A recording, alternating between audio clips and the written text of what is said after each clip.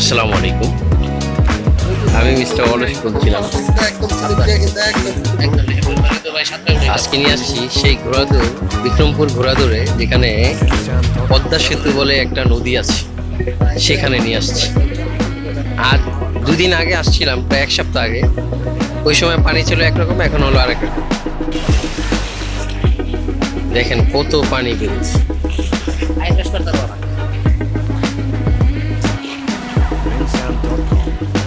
আমার সাথে রয়েছে আমার মামাতো ভাই উজিরে আজম, আর পাশে রয়েছে আমার খালতো ভাই আমিরে মুয়াজ্জেম,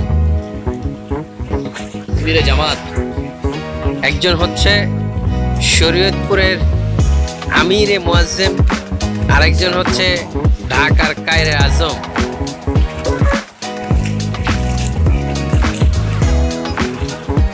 দেখতে থাকেন নদীর কত স্রোত।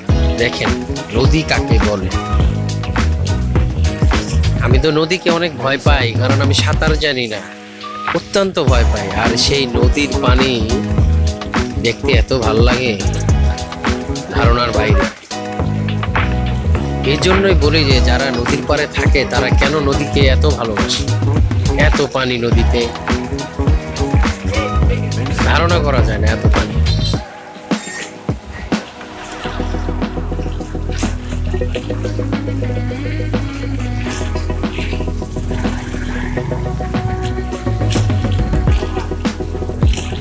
কত সুন্দর নদী, যেত দেখি কতই মন চায় দেখি। ভালো লাগার মতো জায়গা।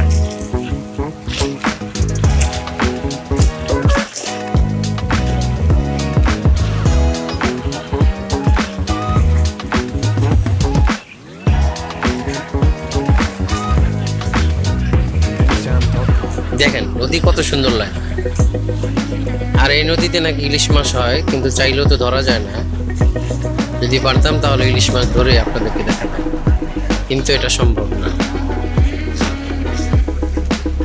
পানির কি আওয়াজ দেখছেন?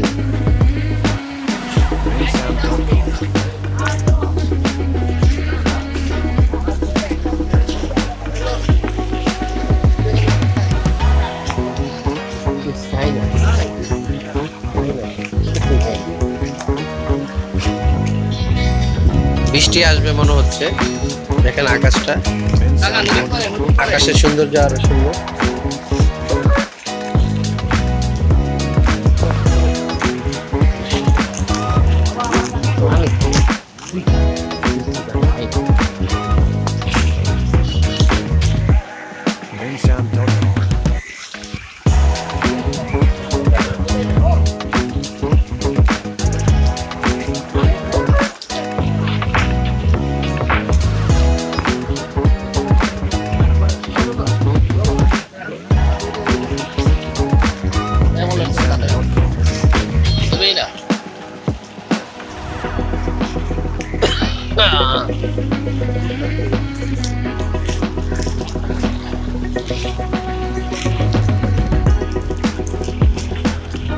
আমাদের ছোট নদী চলে বাঁকে বাঁকে।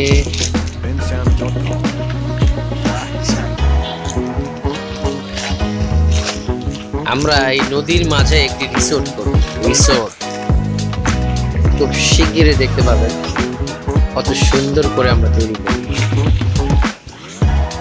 দেখছেন পানির কি ঢেউ। আমার মনে চাইতেছে আমি সাঁতরায় যদি ওই পারে যেতে পারতাম, কিন্তু সাঁতরায় ওই পারে তো যাবো না, একেবারে পরপারে চলে যাবো। এই জন্য আসলে সাহস পাচ্ছি না।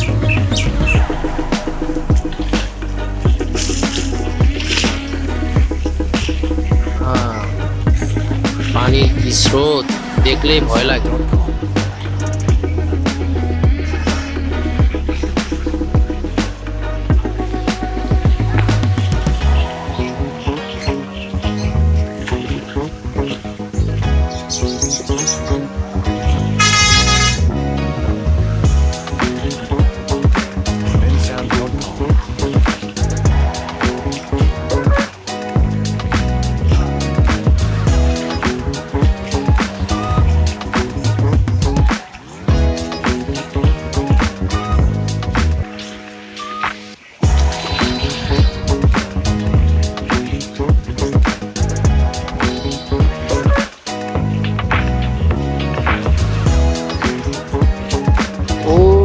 যে অনেক দূরে দেখা যায় পদ্মা সেতু।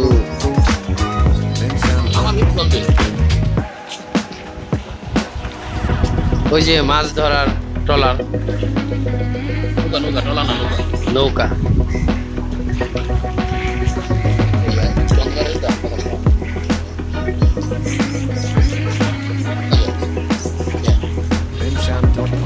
খাইলো টাকা দাও না, খাইলো টাকা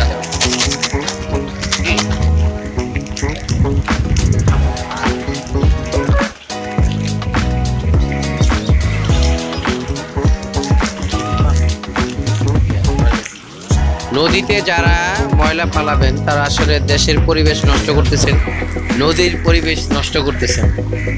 ঠিক একই অন্যায় আমার মামাতো ভাই করলো, বড় ভাই, তাকে একটু কথার ভাষায় তাকে শাসন করলাম যাতে সে নদীতে কোনো কিছু না ফালায়। আর যারা নদীতে মানুষ ফালাই দিব তারা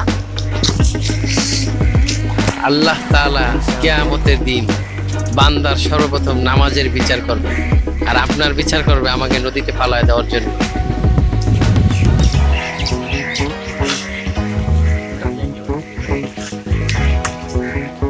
সৌন্দর্য যাকে বলে, সৌন্দর্য দেখে হয়তোবা বুঝিয়ে শেষ করা যায়। নদীর সৌন্দর্য সবসময় অনেক বেশি হয়। নদী সবসময় নদী থাকে, নদীর উপর আর কিছু নয়। পৃথিবীতে দুইটা জিনিস সবচেয়ে বেশি সুন্দর, একটা হচ্ছে আকাশ আর একটা হচ্ছে সমুদ্র।